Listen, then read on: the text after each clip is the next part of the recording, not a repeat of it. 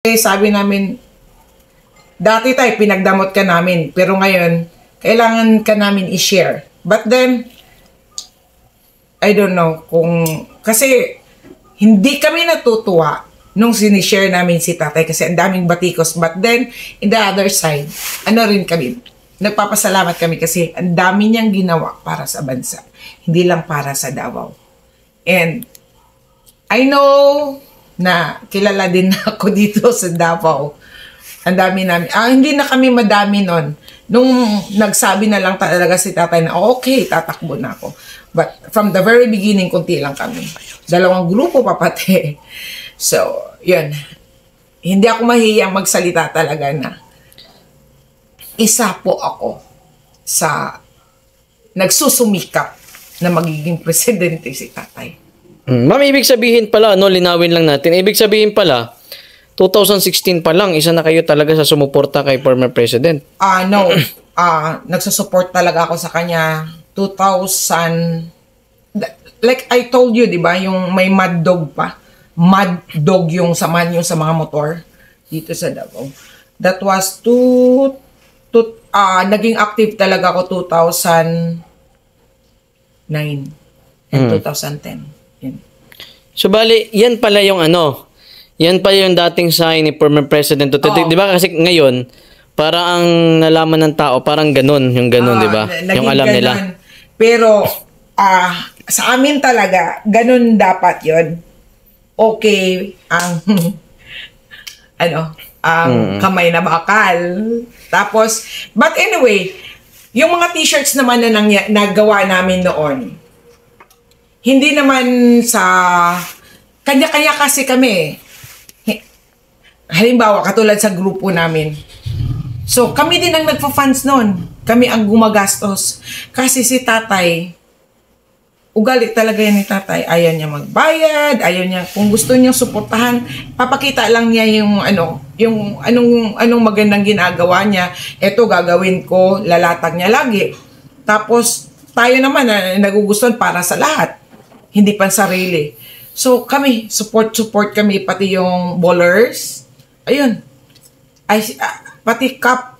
Tapos, may marami pa akong mga nakatagong mga iba-iba kasi. Ito, may black, may gray, yung may mukha lang na malasakit. Ayun, ganun yun. That was before. That's the story. So, ibig sabihin, nung mayor pa lang dito si former President Duterte, talagang, ano yung nakita mo nung mayor siya dito? Ano yung klase ng pamumuno meron siya sa Davao nung mayor siya dito? Si tatay, masasabi ko talaga na sa akin kasi hindi leader si tatay ama. Yung disiplinadong ama. Disiplinaryan na ama. Mafe-feel mo yung pagmamahal, mafe-feel mo yung disiplina, mafe-feel mo lahat. Ayun. Ma-feel mo na may takot ka rin kasi baka hindi ka na mamahalin, parang ganun. Pero yung takot talaga as in takot ka kung anong gagawin sa'yo, no, I don't feel like that. Takot kami na madidismaya si tatay kasi alam namin yung ginagawa niya para sa amin. So parang ganun, ama talaga. It's not lolo, it's not kuya, it's not brother, it's a father. Father-like talaga siya. Sa akin. Okay. So, ma'am, total na laman na po natin yung katulad niyan, yung sign pala ng dating former president, ganyan pala. Ang ganda eto talaga, yung nakasulat sa likod dito. Nga pala, ano nakasulat diyan? Kay tatay talaga to. Ayan. Tingnan natin daw. Tingnan daw natin. The trouble with us and government is that we talk too much. Yun. Dami nating daldal. Tapos, act too slow. Okay. Tuloy ba? Act too slow and do too little, Mayor Rodrigo Duterte. Tapos ito pala yung ano niya talaga dati, nung tumatakbo siya, hindi. Salita yan ni tatay na tumatak. Even mayor pa siya that time, nung panahon na yun. Mayor pa talaga siya this time. Kasi, sabi nga niya, ang problem kasi sa government natin, dami natin daldal. Tapos, kunti lang naman nagawa. Kaya, yung salita ni tatay na yun ang nagpapaano sa amin na patakbuhin natin ang presidente si tatay. Hindi naman si tatay talagang may ambisyon maging presidente, kami. Kasi kung na-improve ang Davao, may improve din ni tatay ang buong bansa. Yun. That's the point. Hindi si tatay ang, oy, patakbuhin ako, tatakbo. Hindi katulad nila Riza, na hihingi ng tulong dito, hihingi ng... Kita nyo naman sa debate. Napakaano ni tatay. Na, okay, kung sino ba, di ba, na-interview siya sa debate, sabi ni, sino bang may, para bang, ang question doon is, may karapat, sino bang karapat dapat manalo at mangulo ng Pilipinas during sa debate? Alam niyo ang sagot ni tatay? Si Senador Miriam Defensor. Hindi kasi self-centered si tatay. Yun yung leader na nakita kong hindi selfish. Napaka-selfless. Kaso lang talaga, matapang si tatay.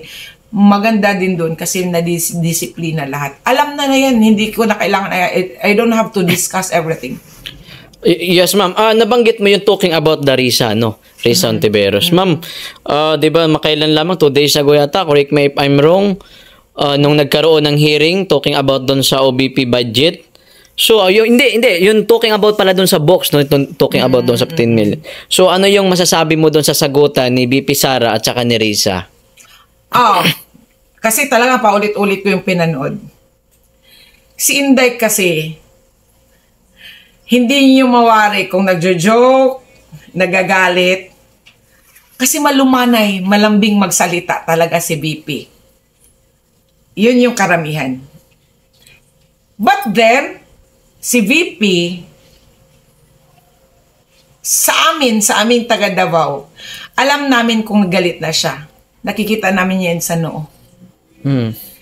So, kumunot yung noo ni VP Sara, sabi ko, galit na to.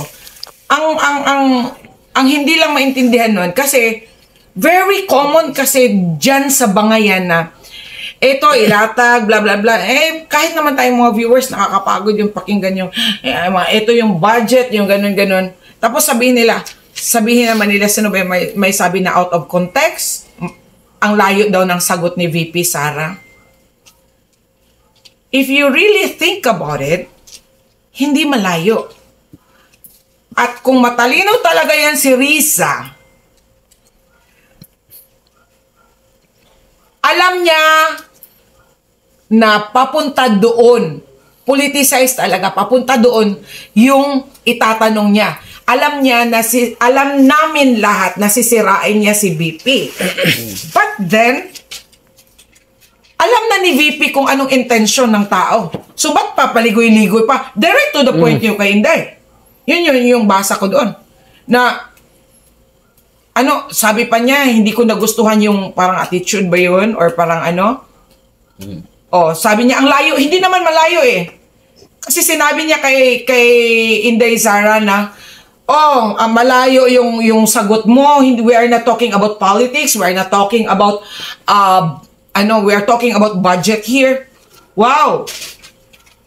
Galing mo Pero saan ba papunta yung mga tanong mo, Risa?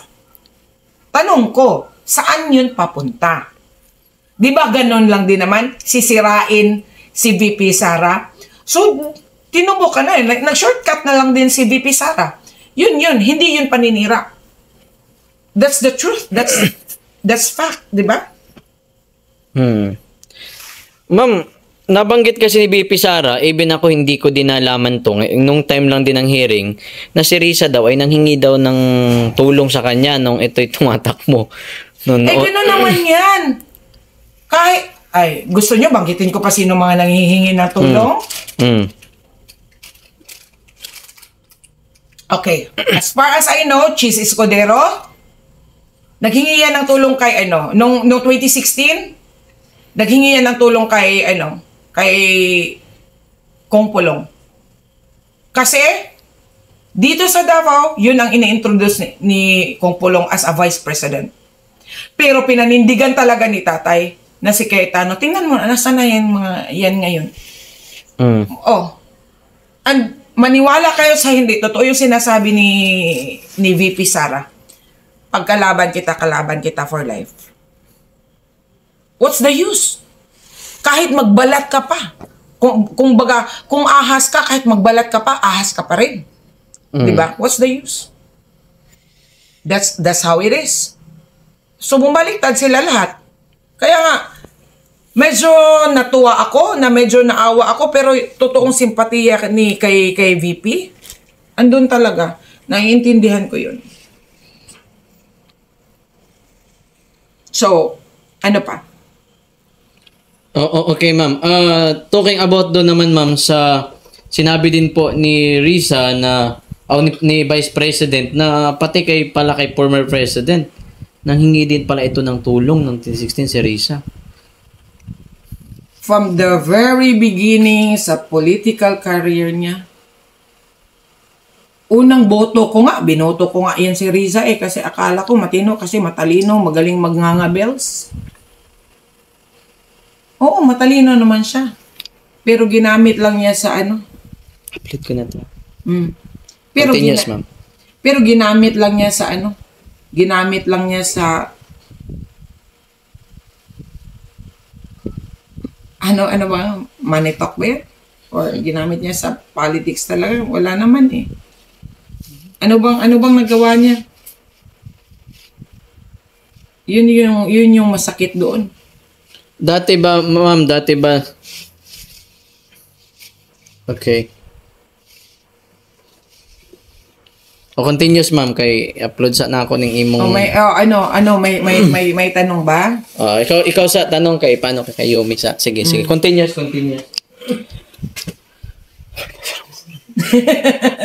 Surprise! So yung nangyari na bangayan ay hindi naman siguro bangayan. Sagutan lang about dun sa ma'am sa OVP budget. Ano ba sa tingin niyo yung talagang nais na ipapunto doon ni VPs kay Risa? Mamumukha niya talaga na mga manggagamit sila lahat. Isa lang naman ang point doon eh. 'Di ba narinig niyo sabi ni VP? Ngayon lang ako binigyan ng pagkakataon na magsalita. So sagad-sagarin na niya, pero hindi pa niya sinagad.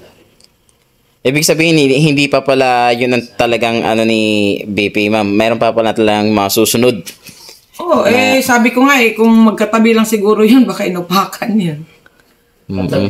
Kahit naman ako din. Kung ginaganon, binabastos niya kasi, paano mangyari yung hindi na lang bigyan ng pondo si VP, maghi-recommend na lang, maghingi. Bakit ba? Ano bang problema? Ano bang problema kung bigyan yung Office of the Vice President? So, ibig sabihin, wala talagang kwenta yung Vice President para kung maghihingi yung tao doon. Walang kwenta yun. At yung mga mga kawani na lang or mga any department doon na lang maghihingi. Yun ba?